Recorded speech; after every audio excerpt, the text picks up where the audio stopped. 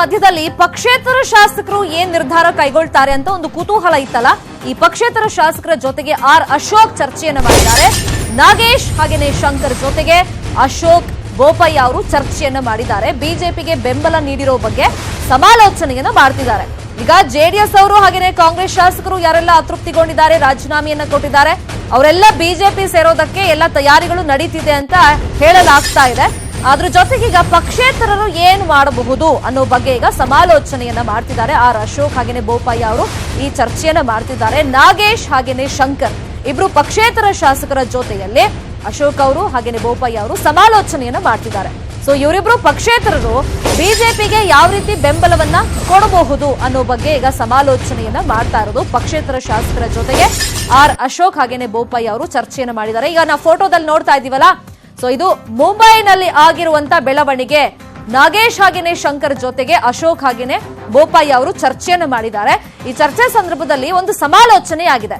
ಪಕ್ಷೇತರರು ಇಬ್ರು ಕೂಡ ಬಿಜೆಪಿಗೆ ಯಾವ ರೀತಿ ಸಪೋರ್ಟ್ ಅನ್ನ ಈಗ ಕೊಡಬಹುದು, ಬಿಜೆಪಿ ಗವರ್ಮೆಂಟ್ ಫಾರ್ಮ್ ಮಾಡಿದ್ರೆ ಪಕ್ಷೇತರರು ಯಾವ ರೀತಿ ಬೆಂಬಲವಾಗಿ ನಿಲ್ಲಬಹುದು, ಬೆಂಬಲವನ್ನ ಕೊಡಬಹುದು ಅನ್ನೋ ಬಗ್ಗೆ ಸಮಾಲೋಚನೆಯನ್ನ ಈ ನಾಯಕರು ಸದ್ಯಕ್ಕೆ ಇಬ್ರು ಪಕ್ಷೇತರ ಶಾಸಕರ ಜೊತೆಗೆ ನಡೆಸಿದ್ದಾರೆ. ಸೊ ಇಷ್ಟು ದಿನ ದೋಸ್ತಿ ಸರ್ಕಾರಕ್ಕೆ ಇವರಿಬ್ರು ಕೂಡ ನಮ್ಮ ಬೆಂಬಲ ಇದೆ ಅಂತ ಹೇಳಿದ್ರು, ಅದರಂತೆ ಒಂದು ಲೆಟರ್ ಅನ್ನು ಕೂಡ ಬರ್ಕೊಟ್ಟಿದ್ರು. ಬಟ್ ಇವಾಗ ಮೊನ್ನೆ ರಾಜೀನಾಮೆ ಕೊಡುವಾಗ ದೋಸ್ತಿ ಸರ್ಕಾರಕ್ಕೆ ನಮ್ಮ ಬೆಂಬಲ ಇಲ್ಲ, ಯಾಕಂದ್ರೆ ಇವರಿಬ್ರು ಆಗಿದ್ದಾರೆ. ಹಾಗಾಗಿ ದೋಸ್ತಿ ಸರ್ಕಾರದ ಶಾಸಕರ ಜೊತೆಗೆ ಇವರು ತಮ್ಮ ಶಾಸಕ ಸ್ಥಾನಕ್ಕೆ ರಾಜೀನಾಮೆಯನ್ನ ಕೊಡೋದಕ್ಕೆ ಬರೋದಿಲ್ಲ, ಯಾಕಂದ್ರೆ ಇವರು ಇಂಡಿಪೆಂಡೆಂಟ್ ಎಂಎಲ್ಎಸ್ ಪಕ್ಷೇತರರಾಗಿ ಬೇರೆ ಚಿಹ್ನೆಯಿಂದ ಆಯ್ಕೆಯಾಗಿ ಬಂದವರು.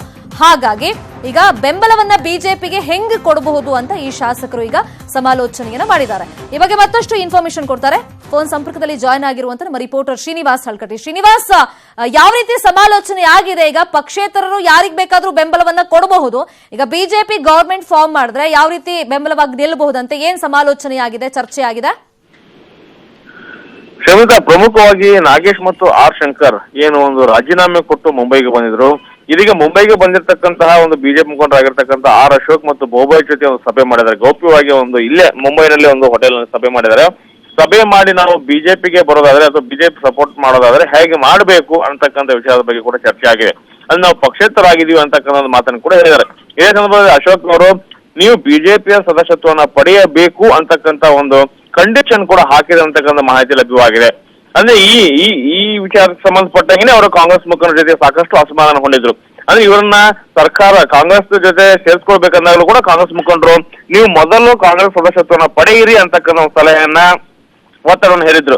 ಅದರ ಪರವಾಗಿನೇ ನಾಗೇಶ್ ಆಗಿರ್ಬೋದು, ಶಂಕರ್ ಆಗಿರ್ಬೋದು ಕಾಂಗ್ರೆಸ್ ಸದಸ್ಯತ್ವವನ್ನು ಕೂಡ ಪಡೆದಿದ್ರು, ಸಹ ಸದಸ್ಯತ್ವವನ್ನ. ಹಾಗಾಗಿನೇ ಕೂಡ ನಮಗೂ ಇವ್ರು ಎಲ್ಲೋ ಒಂದ್ ಕಡೆ ಕೈ ಕೊಡ್ತಾರೆ ಅಂತಕ್ಕಂಥ ಆತಂಕ ಬಿಜೆಪಿ ಮುಖಂಡರಿಗಿದೆ.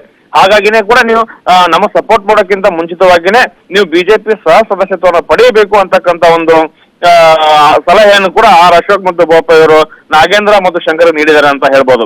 ಅಂದ್ರೆ ನಾವು ಮುಂದಿನ ದಿನಗಳಲ್ಲಿ ನೋಡಿ ಆಲೋಚನೆ ಮಾಡ್ತೀವಿ ಅಂತಕ್ಕಂಥ ಮಾತನ್ನು ಕೂಡ ಉಭಯ ಪಕ್ಷೇತರ ಶಾಸಕರು ಹೇಳಿದ್ದಾರೆ. Sharmita, okay, thank you Srinivas Halkatti ತಮ್ಮ ಇನ್ಫಾರ್ಮೇಶನ್ಗೆ.